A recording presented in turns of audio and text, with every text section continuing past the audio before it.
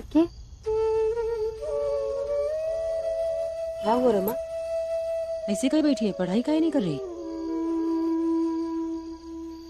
पढ़ा कर कि तुम्हारा सौभाग्य है, इतना अच्छा पति मिला है, तुम्हारा इतना ख्याल रखता है, उनको पढ़े को बोलता है। को जब पढ़ते देखते हैं ना तो हमको पुराना बात याद आने लगता है।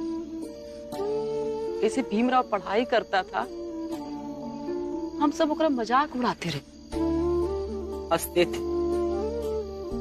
तो वही भीम जब नौकरी करे गया तब भी ओकरा मजाक उड़ाते।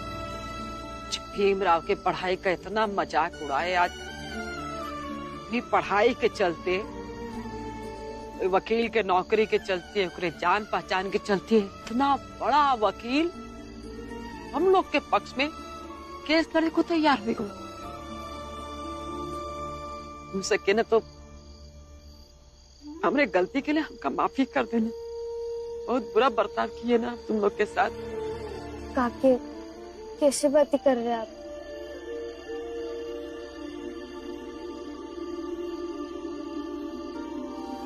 जैसे तुम लोग का किया धरा है कि कल वकील साहब की बदौलत मंगेश जेल से रिहा हो जाए। बहुत खुश है काकी, ये सब सहयोग की बात है। संयोग नहीं,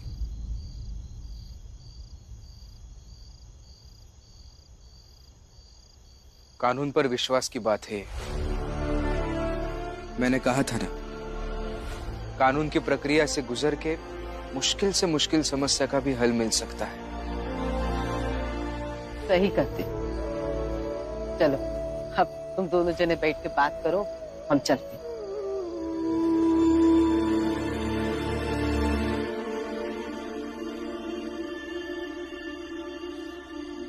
तो ये मुझे सुनाया जा रहा था कि कानून पर विश्वास रखो। नहीं, जो सच है वही बता रहा था। उसूलों को समझना मुश्किल है थोड़ा, लेकिन आखिर में जीत उसूलों की ही होती है।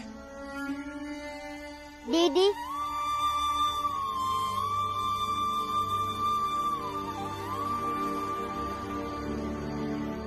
हमने माफ कर दिया ना, आगे से हम कभी नहीं लड़ेंगे। हाँ दीदी, अब हम अच्छे बच्चों की तरह रहेंगे। तुम दोनों जाओ यहाँ से।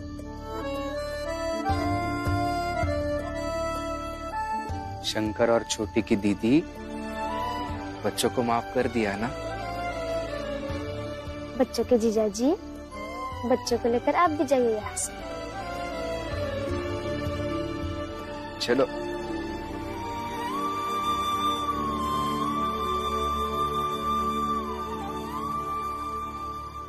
भीमराव, बहुत भरोसा है ना कानून पर। अब उसी कानून के भरोसे को मैं तोड़ूंगा। ऐसे ही एक एक करके चौल में रहने वाले हर एक व्यक्ति को कानूनी दांवपेच में फंसाकर जेल भिजवाऊंगा। कल मंगेश को सजा मिलना तेरे घमंड का टूटना है भीमराव, तेरी हार है। मैं बैरिस्टर सोहम सर का सहायक हूँ। उन्होंने खबर भिजवाई है कि भीम का केस वो लड़ेंगे। चलिए, हमें तो बैरिस्टर साहब मिल गए, आप तैयारी कीजिए। मैं भीम को किसी भी तरह जीतने नहीं दे सकता हूँ। मुझे कोई और तरीका अपनाना होगा।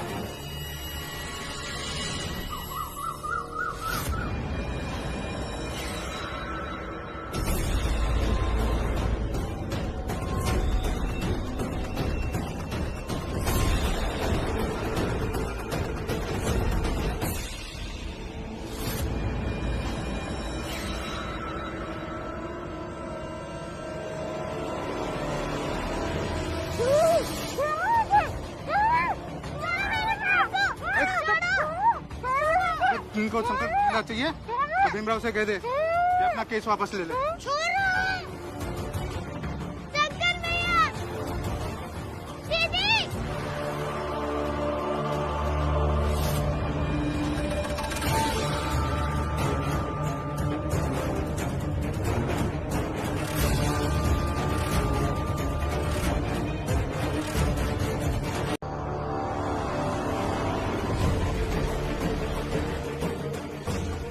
अच्छा, तो हमरे जाए के बाद यहाँ ये सब अय्यासी चल रही है।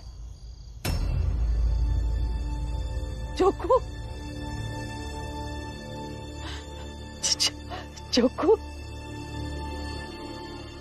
चल हट।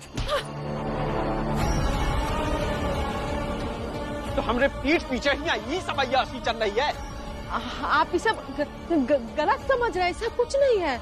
नूतन बिल्कुल सही कहा रही तुम्हारे चरित्र के बारे में। नूतन? कौन नूतन? मैं हूँ नूतन, जिसके साथ तुम्हारा पति तुमसे तंग आकर भाग गया था। अच्छा, तो तुम जिसके साथ भागे थे वो यही है? हाँ, लेकिन अभी हमार पत्नी है।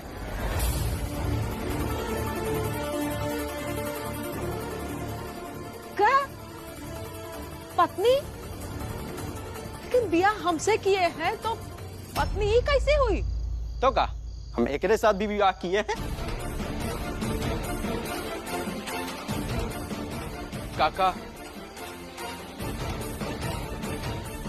ये ऐसे कैसे कर सकते हैं आप? ए, तू कौन है ये सब पूछे वाला?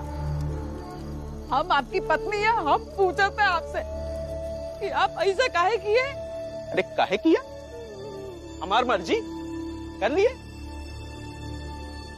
अजीब नहीं है आपकी मर्जी? कुछ शादी करके आ गए और अपने पत्नी को किसी का सहारा लेते हुए देखा तो बुरा लग गया। ए रमा, ज्यादा मत बोल। हाँ, हम मर्द हैं, हम कुछ कर सकत हैं। चोकू, ये क्या बात हुई? तुम मर्द हो तो कुछ भी करोगे? बात ये है कि तुम सब चाल वाले होते कौन हो हमसे सवाल पूछने वाले?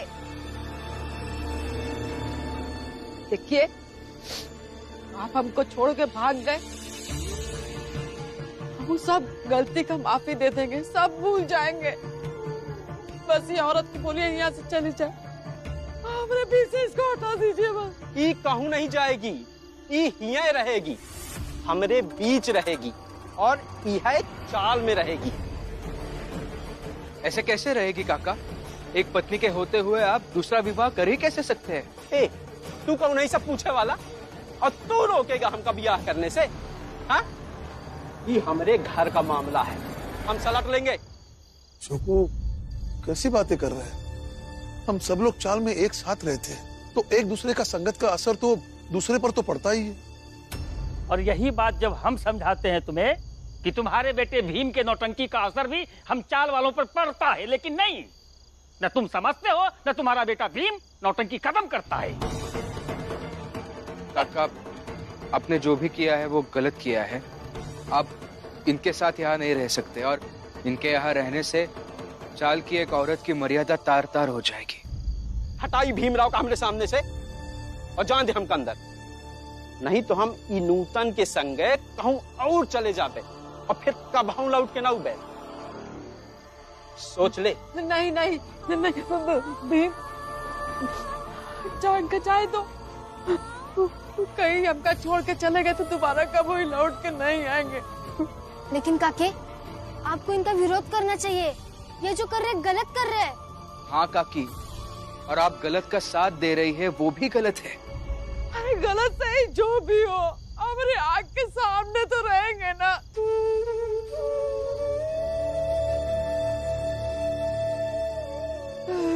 जाइए। मन मैला तन उजला, बगुला कपटी तासों को कौआ भला, तन मन एक ही।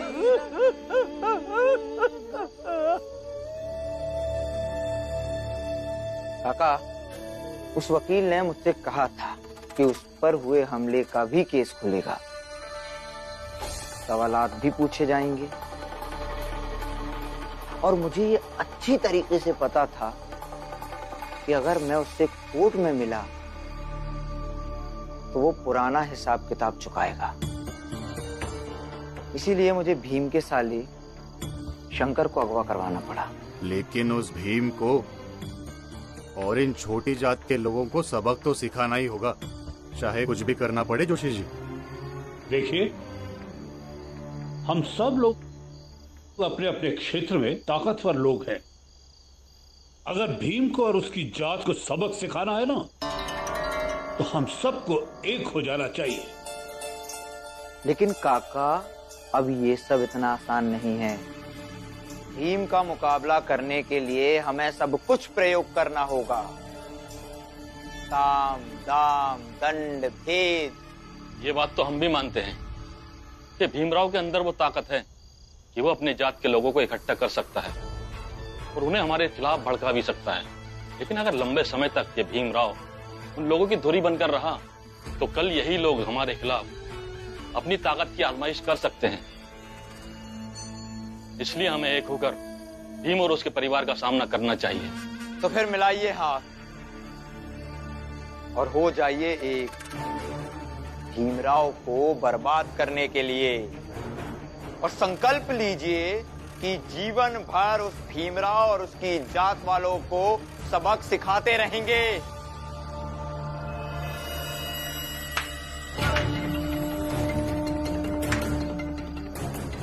हम सब संकल्प लेते हैं। हम सब संकल्प लेते हैं। भीमराव और उसकी जात वाले लोगों को सबक सिखाएंगे। भीमराव को और उसकी जात वालों को सबक सिखाएंगे। जाइए। मंगेश काका, आप फिलहाल यहाँ से जाने के बारे में कुछ भी मत सोचिए। हाँ, भीम सही कह रहा है।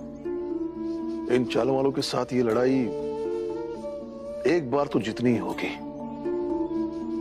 पुरुष और स्त्री दोनों में मापदंड एक समान होना चाहिए। चलो, इस बात का एक फायदा तो होगा कि इस चाल में दूसरा कोई मर्द झोंकू बनने की हिम्मत नहीं करेगा।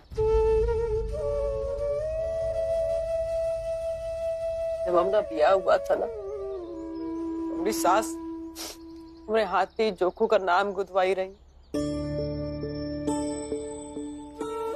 गुदवाने में बहुत दर्द हो रहा था, तो हमसे कहीं कि बहुत दर्द सह ले। कहे कि पति का नाम एक बार हाथ में लग जाए ना, इसे वो जिंदगी भर साथ देता है, तो अपने दिल में जगह बन जाती है।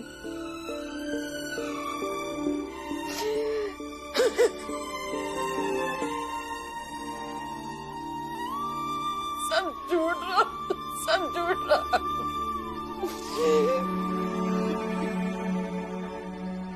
रो मत फुलिया, रो मत।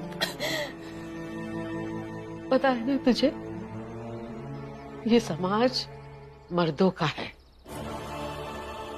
मर्द कुछ भी कर सकता है। अपनी बीवी को घर से बाहर निकाल सकता है, अपनी बीवी पर हाथ उठा सकता है, कुछ भी कर सकता है। उन्हें कोई कुछ नहीं कहता है। एक शादी, दो शादी, जितनी चाहे उतनी शादी भी कर सकते हैं। जो भी सहना है ना, वो सब हम औरतों को ही सहना पड़ता है, क्योंकि हम औरतें मजबूर और असहाय होती हैं। कबीरा सोई पीर है, जो जाने पर पीर, जो पर पीर न जाने,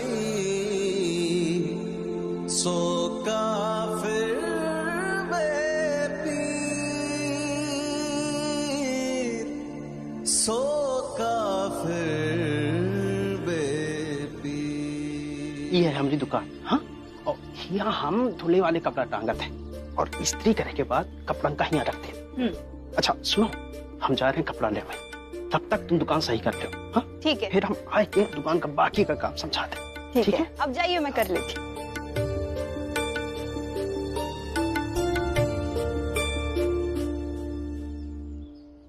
संभाल पाएगी तू ये दुकान। जवान हो, मर्द को अपनी अदाओं से फंसाना तो आसान है, लेकिन जिस मेहनत और ईमानदारी से फुलिया ने इस दुकान को बनाया है ना, तू एक दिन भी नहीं संभाल पाएगी, समझी? छोड़, क्या कर रही है? छोड़ मेरा हाथ। ज्यादा ना ज्योतिषी मत दिखाओ कि मुझसे क्या होगा और क्या नहीं होगा, और ये मत भूल कि मैं तुझसे जात में बहुत बड़ी हूँ, इसलिए अपने जात के हिसाब से रहो, समझी?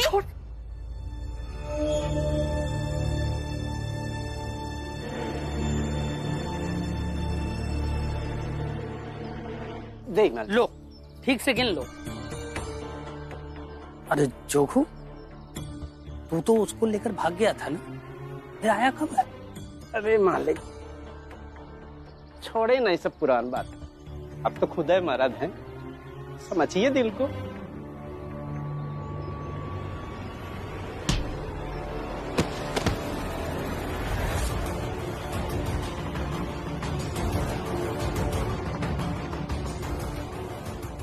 मेरी बहू को लेके भागा था, हाँ? तू ही है ना, तेरी तो। अरे हमका कहे मार रहे? ये बात तो खुद जाके अपनी बहू से पूछो ना, तू हमरे साथ काहे भागी थी?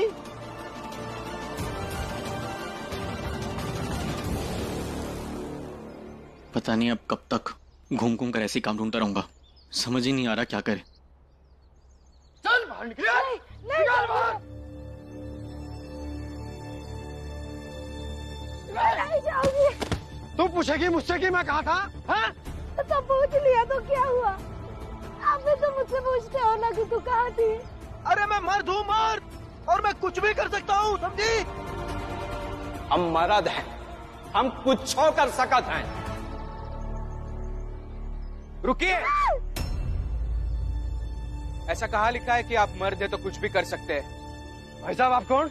मैं भी आपकी तरह एक पति हूँ, लेकिन मेरे पत्नी के बारे में ऐसा कभी नहीं सोचता। तुझे जो सोच रहे सोच, यहाँ ऐसे आगे ज्ञान मत झाड़, समझा? चल निकल यहाँ से। क्या आप अपनी पत्नी को ऐसे रास्ते पे लाकर मार रहे हैं? आपको अजीब नहीं लग रहा है? अरे मुझे कुछ अजीब नहीं लगता, मेरी पत्नी मैं कुछ भी करूँ। अरे अजीब क्यों लगेगा, मजा आता है ना? भीमराव, तुम्हें देखकर मुझे एक मुहावरा याद आता है, तू कौन मैं खामखा। मतलब पति पत्नी के बीच में तुम्हें बोलने की क्या आवश्यकता है? हाँ? एक बात याद रखो, तुम्हें इन्हें मार ही ठीक कर सकती है। गुरुजी, इसीलिए मैंने फौज में नौकरी करने से मना कर दी। मैंने सही किया ना गुरुजी? तुमने योग्य निर्णय लिया है भीम, क्योंकि देश का उद्धार केवल और केवल शिक्षा से ही हो सकता है। और भीम, इस देश को शिक्षा से परिचित करवाना तुम्हारा उत्तरदायित्व है। जी गुरुजी, बाबा ने मुझे जो समझाया वो मुझे अच्छे से समझ आ गया। आजादी की लड़ाई में योगदान देने के बहुत सारे तरीके होते हैं, और मैं भी अपने तरीके से उनकी मदद करूंगा। वो कहता है कि पहले अपनी पढ़ाई पूरी करेगा, बैरिस्टर बनेगा और इस तरह से अपने देश की सेवा करेगा, लेकिन फौज में नहीं जाएगा। और तुमने क्या किया जीजाबाई? हाँ, कहा था ना, कैसे भी करके कुछ भी करके मनाओ उस भीमराव को। मैंने कोशिश की, मुझे लगा था कि उसके बाबा तो मान जाएंगे, लेकिन वो भी भीम के साथ हो गए। निकल जाओ यहां से। घूर क्या रही? निकल!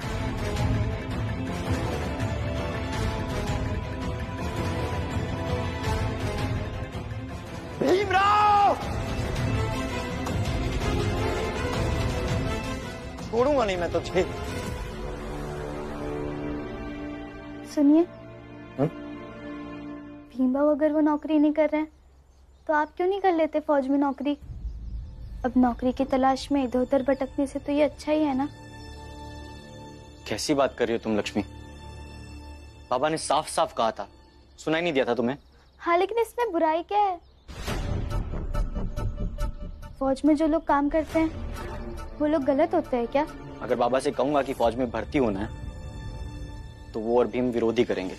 हाँ, तो कह दीजिएगा ना कि आप जात छुपाकर ही नौकरी नहीं करेंगे, और फिर हर नौकरी में बाबा को और भीम भाव को कोई ना कोई नुक्स ही दिख रहा है, तो क्या जीवन भर आप भटकते रहेंगे? देखिए, हर फैसला परिवार के हिसाब से लिया जाए ये जरूरी नहीं है। बाकी आप देख लीजिएगा, ज्यादा कहूंगी तो आपको ऐसा लगेगा कि भड़का रही हूँ आपको, लेकिन मैं आपको भड़का नहीं रही हूँ, बल्कि जो मुझे सही लग रहा है वो कह रही हूँ। राम जी, चलो काम ढूंढने चलते। आज थोड़ा दूर जाकर काम ढूंढते हैं, क्योंकि आसपास कोई काम नहीं मिल रहा है। कोई बात नहीं राम जी, पहले भी तो हमें काम ढूंढने में कठिनाई होती ही थी, लेकिन हम कोशिश करते थे तो कहीं ना कहीं काम तो मिल ही जाता था। तो अभी भी कोशिश करेंगे, कहीं ना कहीं मिल जाएगा। चल। बाबा,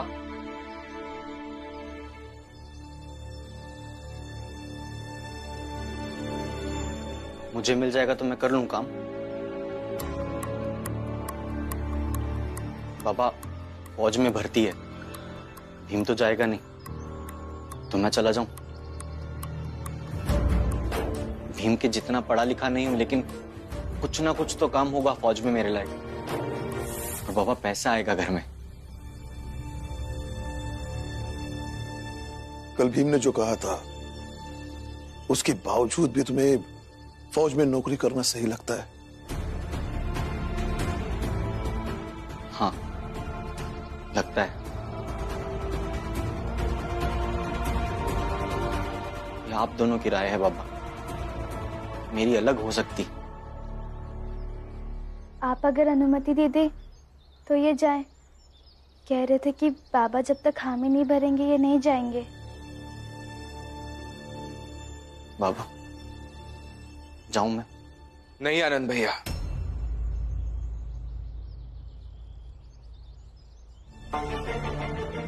अब फौज में काम करने नहीं जाएंगे। और क्यों नहीं जाऊं? फिर क्यों तुझे हमेशा लगता है कि तू ही सही बोल रहा है? क्योंकि मैं सही ही बोल रहा हूं आनंद भैया। अंग्रेजों के जाने के बाद हमें और एक लड़ाई लड़नी होगी, अपनों से। लेकिन अपनों से लड़ने वाली इस अंतिम लड़ाई के पहले अंग्रेजों का इस देश से वापस जाना भी तो जरूरी है ना। और आनंद भैया, फौज की एक ही नौकरी नहीं है। रमा, तू यहाँ ज्ञान नहीं देगी, चुपचाप खड़ी रहे वरना जाओ। लक्ष्मी, ये क्या तरीका है बात करने का? भीमराव गद्दार है, भीमराव गद्दार है, भीमराव गद्दार है, भीमराव गद्दार है, भीमराव गद्दार है, भीमराव गद्दार है, भीमराव गद्दार है, भीमराव गद्दार है। शांत हो जाइए आप। ये आप क्यों बोल रहे हैं मुझे पता नहीं चल रहा है। गद्दार? और मैं तो हमेशा उन लोगों के साथ खड़ा रहता हूँ जो न्याय की लड़ाई लड़ते हैं और सच्चाई से लड़ते हैं। हमारा एक साथी प्रभाकर, जो तुम्हारे साथ जेल में बंद था, उसने हमें बताया था कि हमारी लड़ाई के प्रति तुम्हारे दिल में सम्मान है। हाँ है, अभी भी मेरे अंदर आपकी लड़ाई के लिए सम्मान है। और हमारे साथी ने कहा था कि हम तुम्हारी अस्पृश्यता की समस्या क्रांतिकारियों के संगठन के बीच रखेंगे।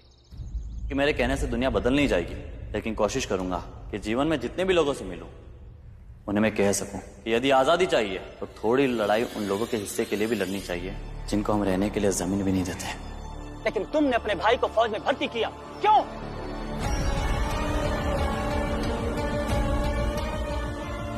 इन्होंने नहीं भेजा है, इन्होंने समझाया था, लेकिन वो नहीं माने। कौन मानेगा? अरे भीमराव तो बड़ी बड़ी बातें करता है, तो अगर उसके घर का हमारे लिए कोई गद्दार है तो भीमराव भी गद्दार है।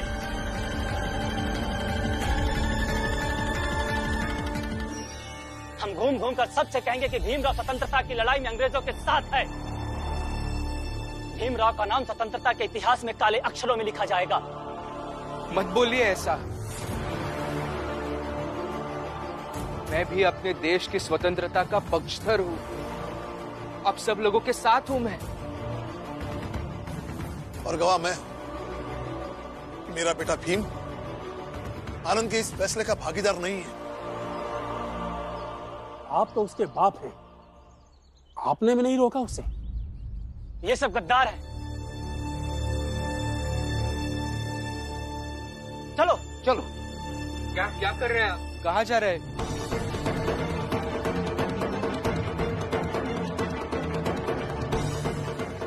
अरे आप ये क्या कर रहे हैं? ऐसा मत लिखिए। ये क्या लिख रहे हैं दीवारों? भीमराव बीच में मत आओ।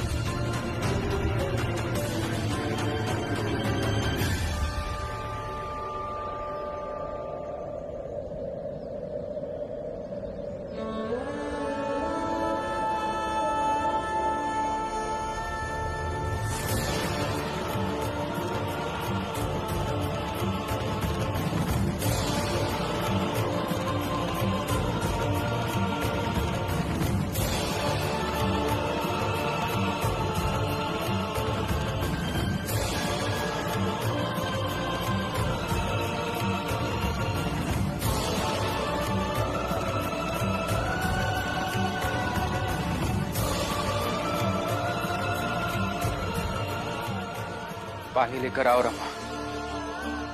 ये सब मिटाते हैं। मत मिटाओ भीम, रहने दो। आनंद को आने दो और उसे ये लिखा हुआ देखने भी दो।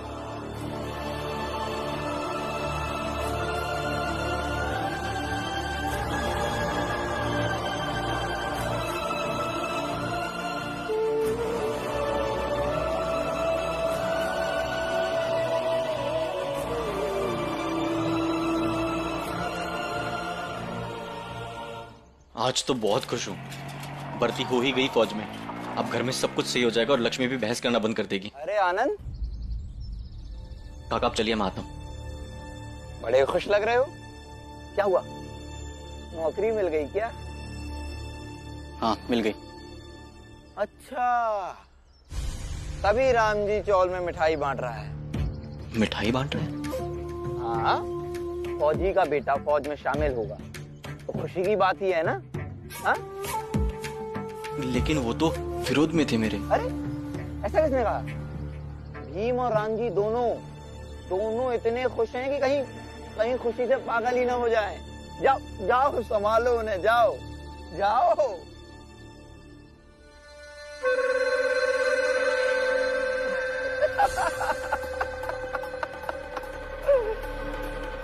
आनंद, मेरी सिफारिश से नौकरी लगी है। अब बन गए हो तुम मेरे हाथों की कठपुतली। अब होगा तमाशा शुरू, तुम्हारे घर में और चौल में।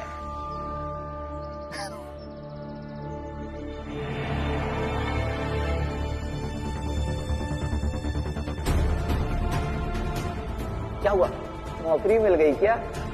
हाँ मिल गई। अच्छा, तभी राम जी चौल में मिठाई बांट रहा है।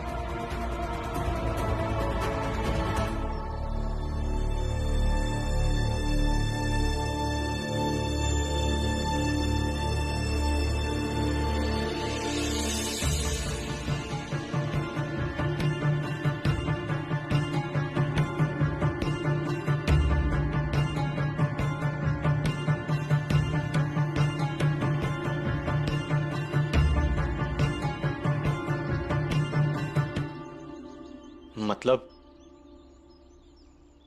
आप लोग मिठाई नहीं बांट रहे हो?